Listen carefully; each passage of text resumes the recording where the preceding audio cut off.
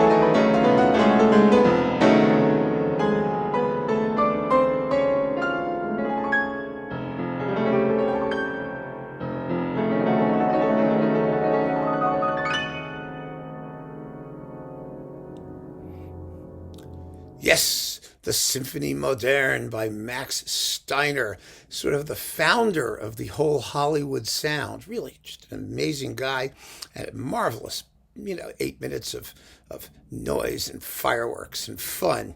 And then we get, this is just as much fun, Liszt, Un Sospiro. This is from his 3 concert etudes. There's Lamento and Leggerezza and Un Sospiro, a sigh. Oh, a sigh. Only this particular sigh is not for piano solo. It has been arranged for yummy, juicy, wonderful piano and strings and winds and things. And my goodness, the fascinating thing about this is when you listen to it, try and imagine that it was written in the 1840s in this particular arrangement and not in Hollywood in the 1930s or 40s. It sounds like it was written 100 years later. It's just amazing. So I want to play you a little bit of that too, because I have permission to play things from this label. Thank you, thank you, thank you, Mr. Davis. It's wonderful. Oh, this is so much fun. Here it is, Liszt's Un Sospiro, sort of.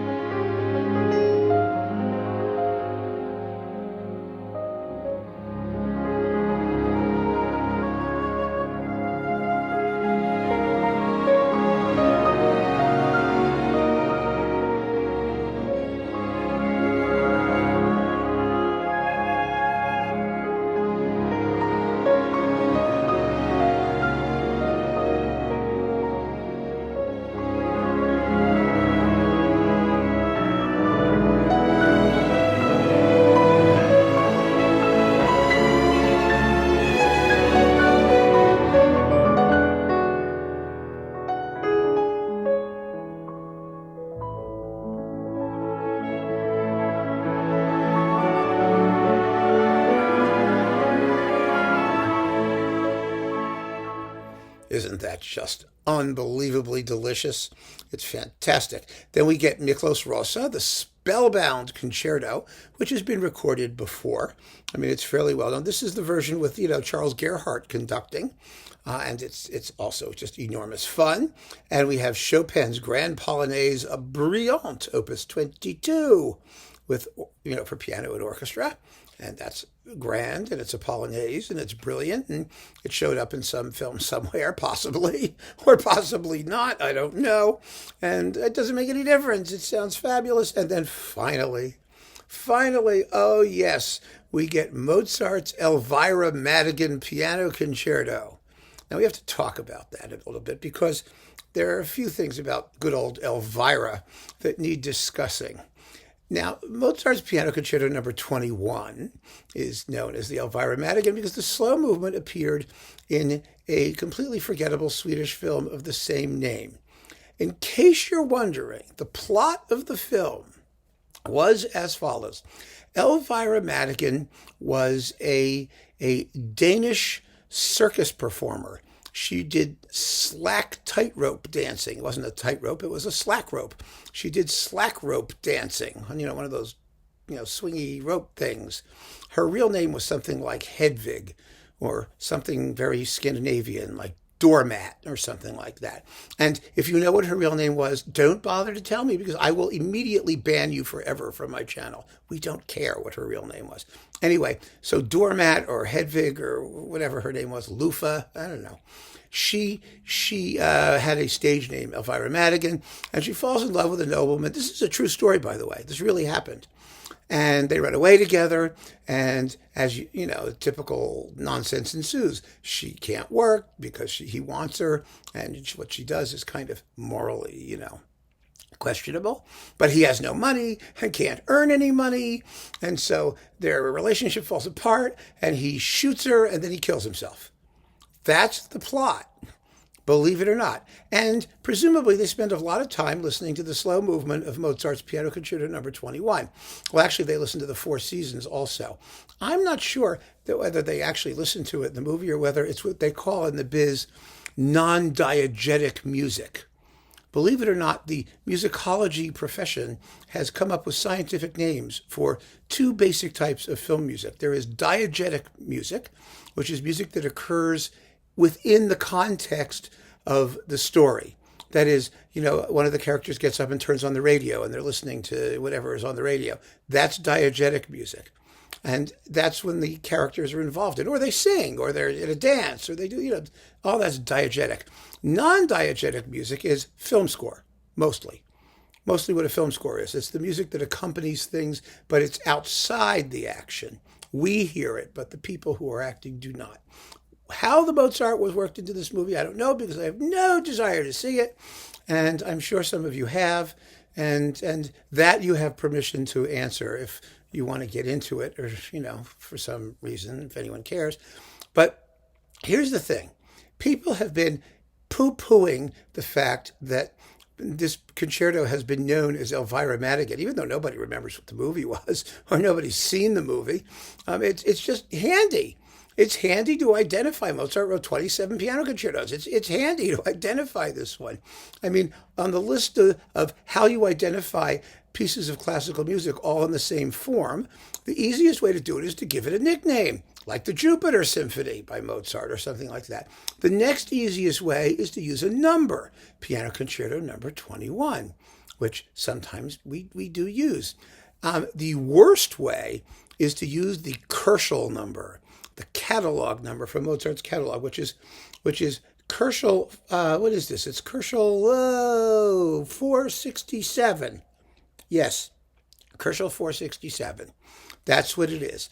And people stand around, snooty little jerks who make me crazy, saying things like, "Oh, have you heard Kerschel 467 lately?" And, you just look at them like, what? It sends everybody running to try and find out what that is. I mean, because some people memorize these Kerschel numbers so that they can impress you with their knowledge and demean you by implying that you're ignorant because you don't know what Kerschel 467 is. It's the same thing with Bach. I mean, it's absolutely the same thing as Bach. It's like, oh, well, do you know BWV 1046? It's horrible. It's absolutely horrible. So Elvira Madigan is a particularly handy moniker for this concerto, even though it only refers to the slow movement, and even though it has absolutely nothing to do with the horrible plot of this tragic movie. I mean, it's a beautiful, serene, slow movement, but what the hell, it works. And Earl Wild plays it with his own cadenzas, yet on this fantastic collection of film music, or music about films, or music that was used in films, or something to do with films. I just think it's such a wonderfully fun disc. You just get it, you plonk it on, and you have a giant wallow, and it's delicious, absolutely delicious. So keep on listening, folks. Thanks for joining me. Get your Ivory classics. Earl Wild Goes to the Movies. Take care.